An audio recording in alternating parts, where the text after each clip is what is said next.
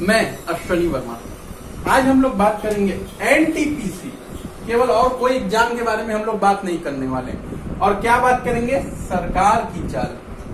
हम आपको दिखाते हैं सरकार कितना बड़ा खेल खेल रही है, आप सोच भी नहीं सकते। आज तक किसी ने भी नहीं बताया होगा, चाहे वो कोई सर हो, चाहे कोई बड़ा से बड़ा यूट्यूबर हो। हम आपको दिखा रहे हैं कि कैसे सरकार एनटीपीसी का फॉर्म भरवाकर, मैं कोई और एग्जाम की बात नहीं कर रहा हूं, केवल एनटीपीसी का फॉर्म भरवा के कैसे रोज कम से कम लाखों रुपए कमा रही है। आज हम आपको पूरी डिटेल्स दिखाते हैं, ध्यान दीजिए। एनटीपीसी के फॉर्म को फिलअप किया गया था, कितने बच्चों ने किया? 1 करोड़। मैं 1 करोड़ मांग रहा हूं, मैं ज्यादा से ज्यादा लोगों की बात नहीं कर रहा हूं। कितने बच्चों ने किया था? 1 करोड़ बच्चों ने किया था। आप सोचो, एक फॉर्म की कीमत थी 500 रुपए, एक फॉर्म की कीमत थी 500 रुपए। तो 1 करोड़ बच्चों ने जब फॉर्म फिलअप किया तो उसकी फीस कितनी हो गई? 500 करोड़ रुपए। अब वो 500 करोड़ रुपए जब सरकार किसी बैंक को देगी या कहीं भी जमा करेगी, अगर उसका इंटरेस्ट भी बैठे बैठे लेगी तो उसको कितना मिलेगा आप सोच नहीं सकते। तो आइए हम आपको बताते हैं। देखिए, अगर हम बैंक में 1 करोड़ रुपए डिपॉजिट करते हैं, हम आपको सिंपल सा बता रहे हैं, अगर हम बैंक में 1 करोड़ रुपए, अगर हम बैंक में 1 करोड़ रुपए डिपॉजिट करते हैं तो हमको ब्याज कितना मिलता है? 5 लाख रुपए। ब्याज कितना मिलता है? 5 lakhs। हमको ब्याज कितना मिला? 5 लाख रुपए। अगर हम 5 लाख रुपए हम एक छोटे स्तर पे मान रहे हैं, कितना? 1 करोड़ रुपए अगर हम जमा किए तो कितना मिला? 5 लाख रुपए। तो एक दिन का हमको कितना मिलेगा भाई? ब्याज जो होता है हमको कितने साल भर का मिलता है? 365 दिन का। तो अगर हम एक दिन का ब्याज निकालेंगे तो एक दिन का ब्याज हमको कितना मिलेगा? 1365 रुपए। 1365 रुपए मतलब हम मोटे तौर पे मान के चल रहे 1370 रुपए। एक दिन का हमारा क्या हुआ? ब्याज मिला। किस पे? 1 करोड़ पे। लेकिन हमने डिपॉजिट कितना किया है? 500 करोड़ रुपए। आप कभी सोच सकते हैं, जब 500 करोड़ रुपए जब डिपॉजिट किया है तो एक दिन का कितना मिल रहा है? 1370। अगर हम ये 500 करोड़ रुपए अगर डिपॉजिट कर दे तो एक दिन का ब्याज कितना मिलेगा? आप सोच नहीं सकते। एक दिन का ब्याज सरकार कितना खा रही है? 7 लाख रुपए। अब सोच लीजिए, वो 7 लाख रुपए एक दिन का ब्याज है। वो किसका पैसा है? हम ही और आप लोग का पैसा है। और 7 लाख रुपए एक दिन का ब्याज, अगर हम 7 लाख रुपए अगर मोटी के तौर पे अगर हम सोच लें, अगर किसी की जॉब लग रही है और उसको तनख्वाह मिल रहा है 30,000 रुपए, सैलरी उसकी कितनी है? 30,000 रुपए। सैलरी उसकी है 30,000 रुपए। अगर 7 लाख रुपए को अगर 30,000 से भाग दे दिया जाए तो कितने परिवार चलेंगे? 23 परिवार।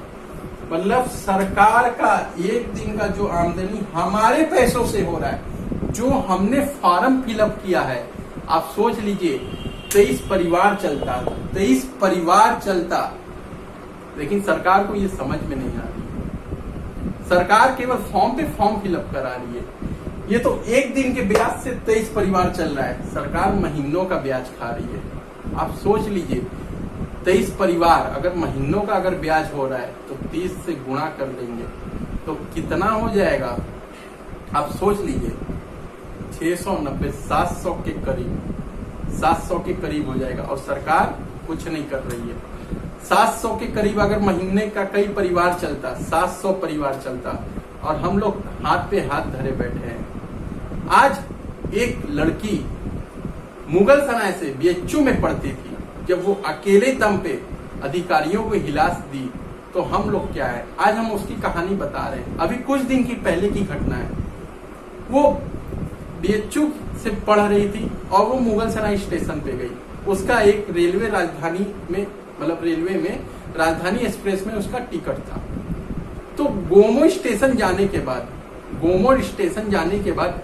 टॉल्टनगंज स्टेशन जाने के बाद ट्रेन वालों ने बोला या ट्रेन के अधिकारियों ने बोला कि अब ये ट्रेन आगे नहीं जाएगी, क्योंकि उस समय कुछ हंगामा हो रहा था। इसीलिए 900 यात्री या 925 यात्री जो थे उनको उतार दिया गया और बोला गया रेलवे की तरफ से आपको बस प्रोवाइड किया जाएगा, आप लोग बस में जाइए।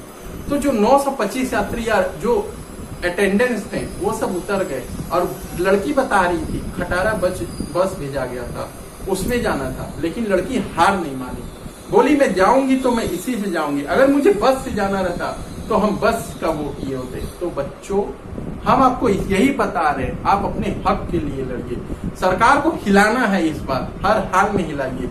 जो सरकार बैठे बैठे हम लोग के फॉर्म का पैसे खा रही है, आप कभी नहीं सोच सकते हैं। आज उससे एक दिन के केवल हम एनटीपीसी की बात कर रहे हैं, न जाने कितने फॉर्म लटके पड़े हैं, कितने वैकेंसियां लटकी पड़ी हैं, आप कभी सोच नहीं सकते हैं। आप सोच के देखिए कि एक दिन के केवल फॉर्म से, एक दिन की उनकी कमाई से 23 परिवार चल रहे थे। केवल एनटीपीसी का फॉर्म भरा गया था, बाकी और फॉर्म की तो बातें छोड़ दीजिए। इसीलिए आपसे गुजारिश है, आज जितने भी देश में बच्चे तैयारी कर रहे हैं, ये वीडियो को एकदम फैला दो, दिखा दो सरकार को कि ये आपकी एक कमाई है, ये काली कमाई है। हम बेचारे गरीब बच्चे कहाँ से पैसे लाएंगे? जो किसान है, जो कैसे है, वो कैसे वो सोचता है चलो 500 रुपए का फॉर्म है मैं डाल देता हूँ, वो इस आज में डालता है कि आज नहीं 6 महीने बाद हमारी ज्वाइनिंग हो जाएगी। वो 500 रुपए से सरकार कितने करोड़ों रुपए बना रही है, कितने रुपए उनके यहाँ आ रहे हैं, लेकिन ये कोई नहीं ध्यान देता। आज भक्त को बोलो तो बोलते हैं, केवल क्या बोलेंगे, आपको एक ही चीज मिलेगा कि अभी कोरोना वायरस चल रहा है, तो सरकार, तो यहाँ कोरोना वायरस तो मार्च से यहाँ चालू हुआ, लेकिन यहाँ अगर हम 2 साल छोड़ दें, मार्च भी छोड़ दें, तो 1.5 साल का टाइम था। 1.5 साल में उन्होंने न प्री कराया न मेंस कराया। क्यों? क्या कारण है? अब तो ऐसी स्थिति आ गई है कि अब जॉब भी प्रोवाइड नहीं करा रहे। हम आपसे दरख्वास्त करेंगे, ये वीडियो को ज्यादा से ज्यादा शेयर करें, उनको समझ में आए कि क्या हमने गलती की है, क्या करना है। धन्यवाद।